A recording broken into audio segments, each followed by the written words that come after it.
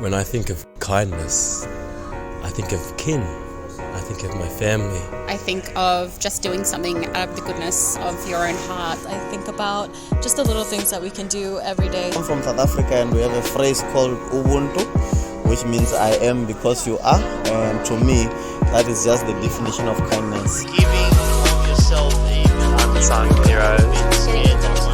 Helping one another and doing things that will make things giving back and bringing joy.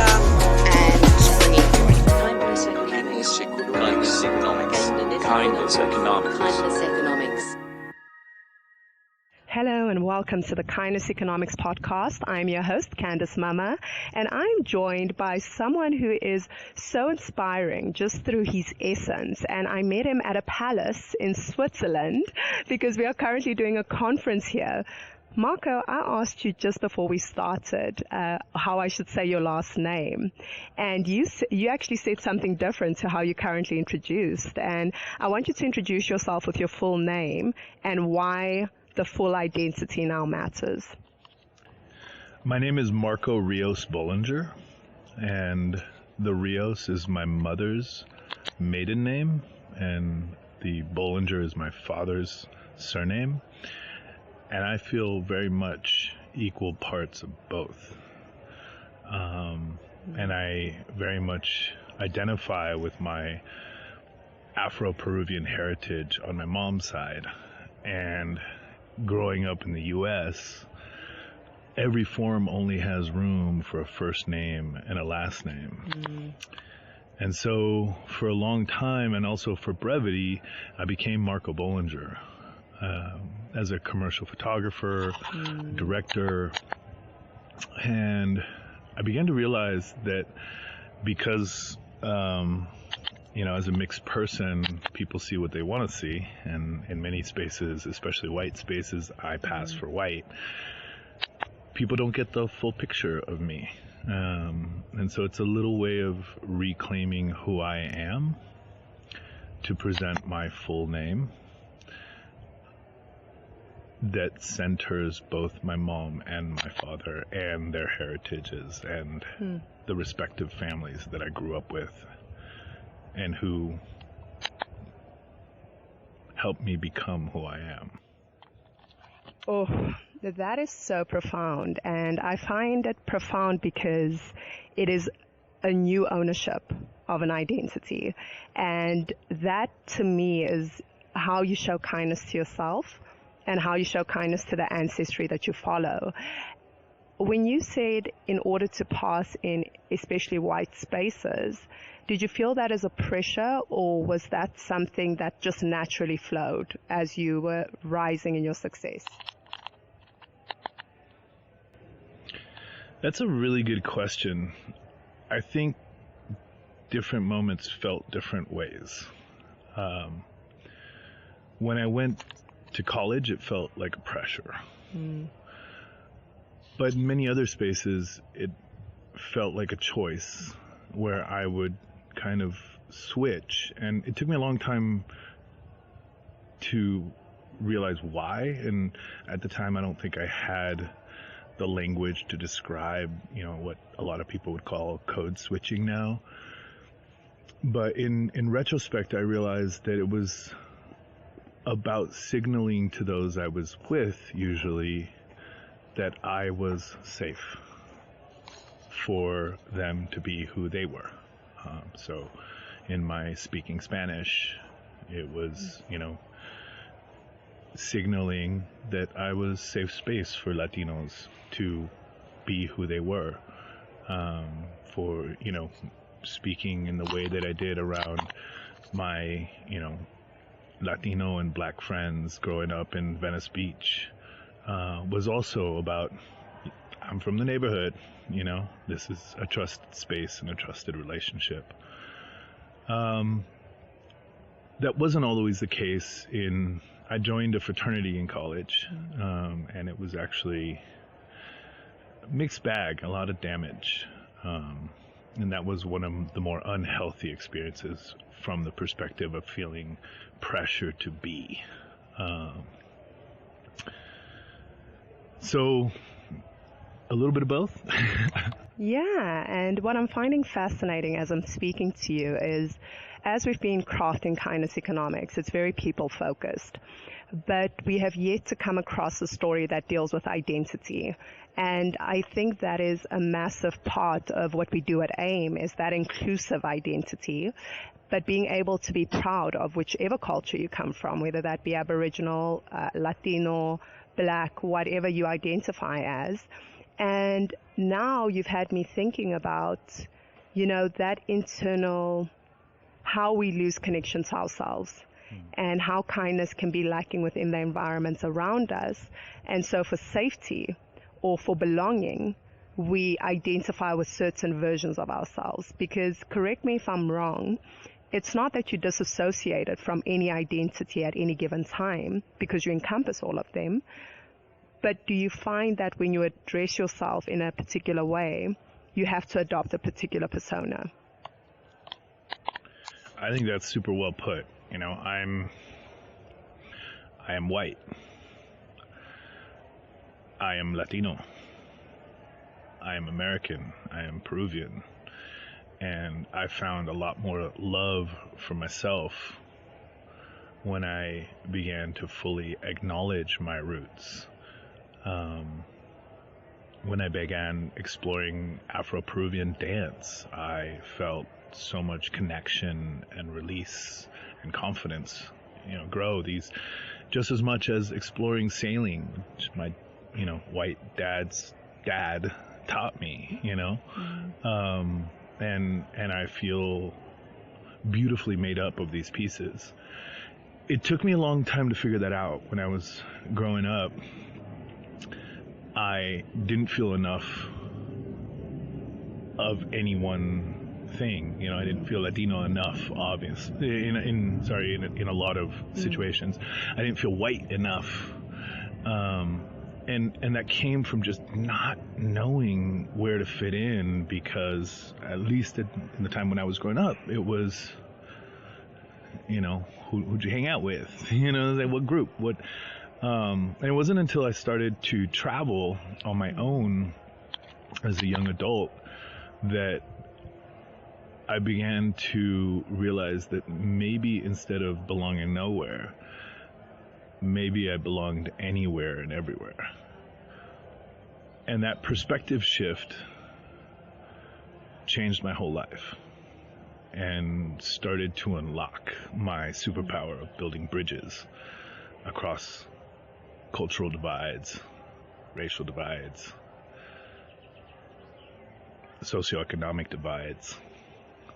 And I think it's one of the pieces I take the most pride in about myself now, is that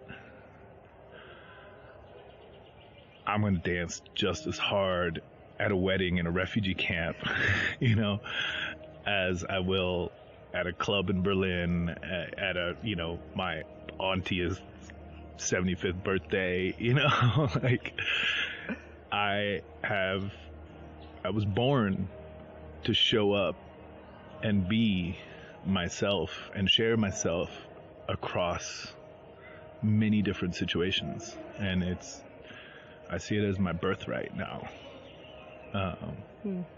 And it's a big motivation for the show that I have, Hidden Heroes, is to take people on that journey and let them see through my lens and my eyes how magical it is to experience a huge, wide diversity of experiences. Our cultures on this planet are such a gift. The fact that you could travel the rest of your life and never see everything, never participate in everything, is just a wealth of a wealth of life experience. It inspires me, and I want to inspire others to participate. There's so many things you covered there, and I was nodding a lot and I want to paint the listeners a picture. Marco and I are sitting on the grounds of this peace and reconciliation castle in the middle of Switzerland, and the water's glistening, the trees are green, and it's just filled with beautiful souls in this space. And I'm sharing this because when we first walked into the space, Marco was actually one of the first people I encountered. And when he started speaking about dance, that was our connection point, because he was like, I can see you are going to be my dance partner. And I was like, you know it. So 100%. because you are operating in your authentic spirit, and I always attempt to show up in mine, we ended up just having a soul resonance without really knowing each other. And it has continued throughout the days we've spent here together with all these incredible people.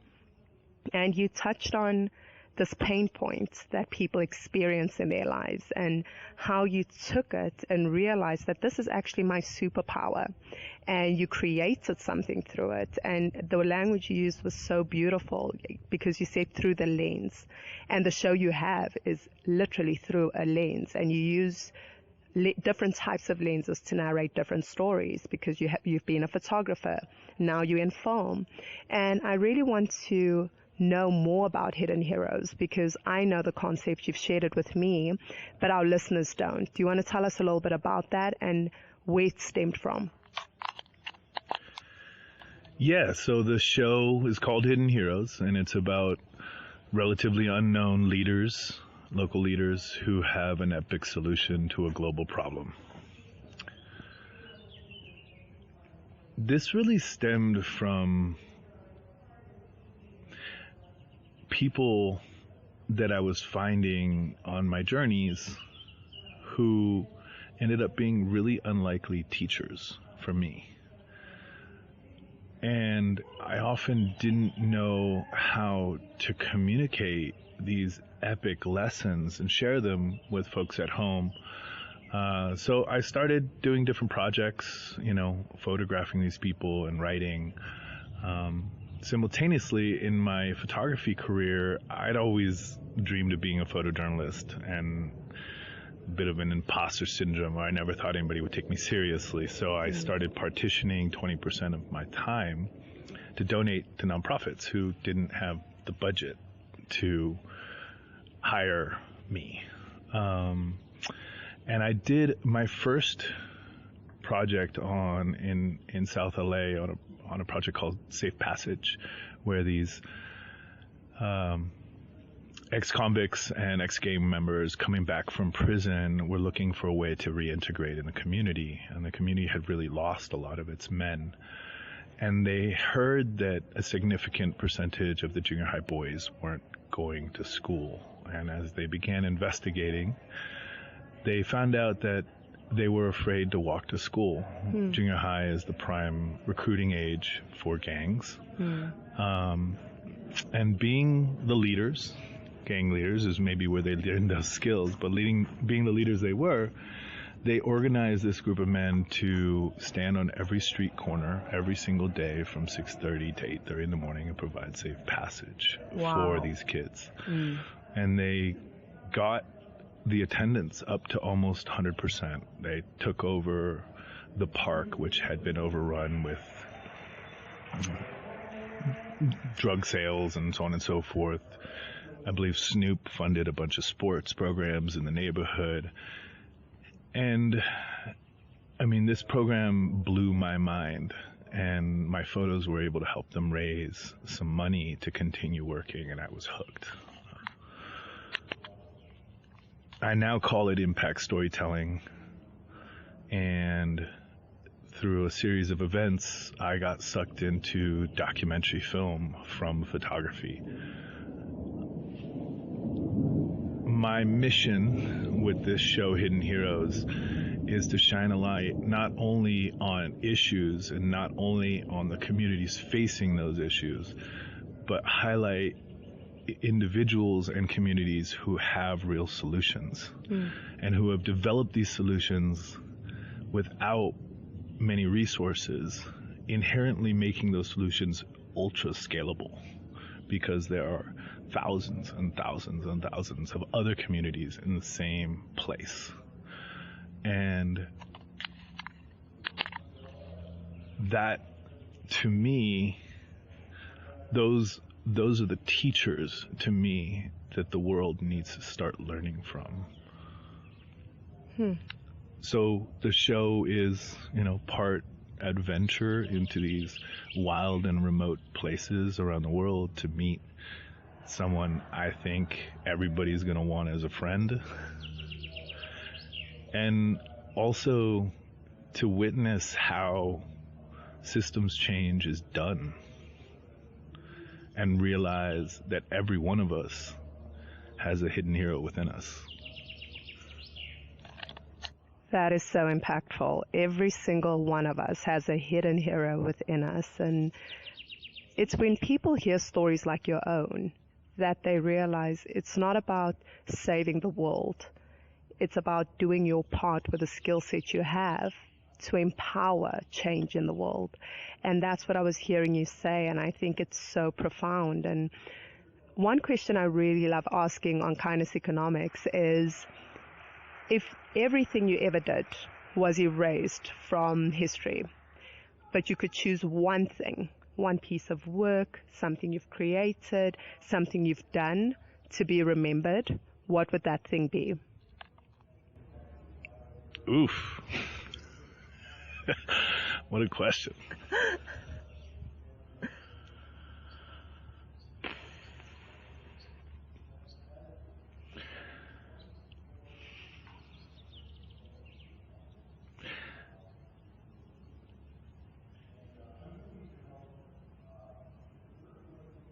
This is an ongoing project, but I think I'd just go back to my family and how I show up for them and how I try to improve that. At the end of the day, sure, there's an ego out there that wants to be remembered for the work done, but when it comes down to it, my safe space is my family. Oh, I love that question because every single person who answers it has a very similar reaction, right? Because it does force us to really extract our lives and figure out what it is that we want out of life and what we want to be remembered for. And I love your answer. And finally, if you were to make a kindness pledge to anything, what would your kindness pledge be?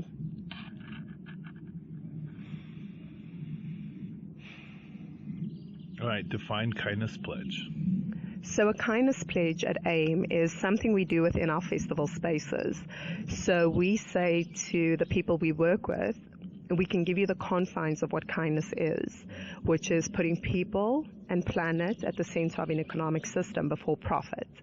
So that is the idea of it. However, a kindness pledge could be something along the lines of, I'm passionate about nature. So my kindness pledge would be to plant 5 trees in the next year. You are passionate about people. So your kindness pledge could be, going to a soup kitchen and deciding that once you leave Switzerland and you get settled at home, I'm going to feed 5 children. Or, it could be as elaborate as you want it, and it could take as many years as you want, or it can be as confined and as doable as you want. So, Marco, what is your kindness pledge?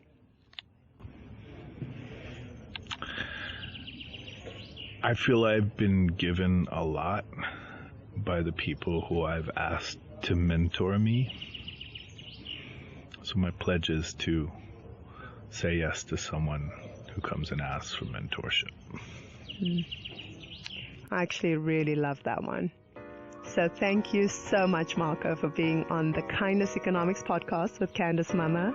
It has been a true privilege getting to know you over the past few days, and I believe our friendship will continue. But for our listeners out there, thank you for listening, and I look forward to speaking to you again soon. Bye-bye.